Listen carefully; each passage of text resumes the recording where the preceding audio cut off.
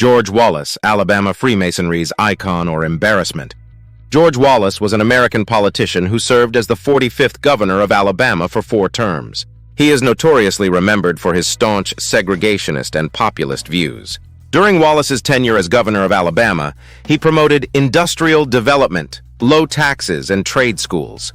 Wallace sought the United States presidency as a Democratic Party candidate 3 times, and once as an American Independent Party candidate, being unsuccessful each time. Wallace opposed desegregation and supported the policies of Jim Crow during the Civil Rights Movement, declaring in his 1963 inaugural address that he stood for segregation now, segregation tomorrow, segregation forever. Born in 1919 in Alabama, Wallace attended the University of Alabama School of Law and served in United States Army Air Force during World War II. After the war, he won election to the Alabama House of Representatives and served as a state judge. From age 10, Wallace was fascinated with politics. In 1935, he won a contest to serve as a page in the Alabama Senate and confidently predicted that he would one day be governor. Wallace became a regionally successful boxer in high school, then went directly to law school in 1937 at the University of Alabama School of Law in Tuscaloosa. It was at the University of Alabama that he crossed paths with future political adversary Frank Minnis Johnson, Jr., who would go on to become a prominent liberal federal judge. Wallace also knew Chauncey Sparks, who became a conservative governor. These men had an effect on his personal politics, reflecting ideologies of both leaders later during his time in office. Early in 1943, Wallace was accepted for pilot training by the United States Army Air Forces. Soon afterwards, Wallace contracted life-threatening spinal meningitis, but prompt medical attention with sulfa drugs saved his life. Left with partial hearing loss and permanent nerve damage, he was instead trained as a flight engineer.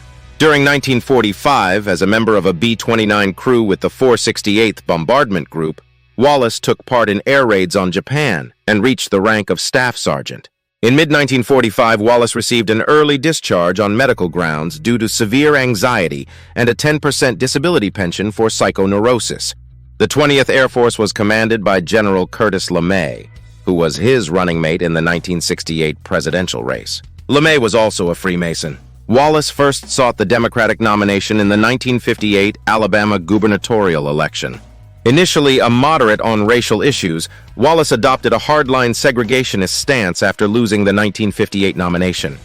Despite growing conflict over race and civil rights, Wallace stated, "We have never had a problem in the South except in a few very isolated instances, and these have been the result of outside agitators."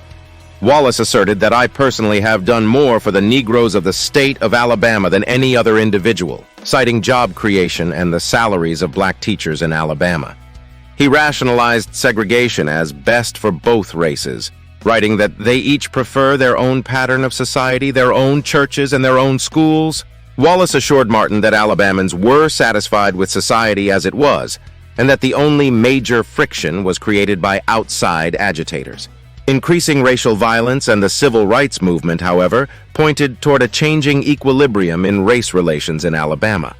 Wallace ran for governor again in 1962 and won the race. Seeking to stop the racial integration of the University of Alabama, Wallace earned national notoriety by standing in front of the entrance of the University of Alabama, blocking the path of black students. Wallace left office when his first term expired in 1967 due to term limits. His wife, Lurleen, won the next election and succeeded him, with him as the de facto governor. Lurleen died of cancer in May 1968, ending Wallace's period of influence.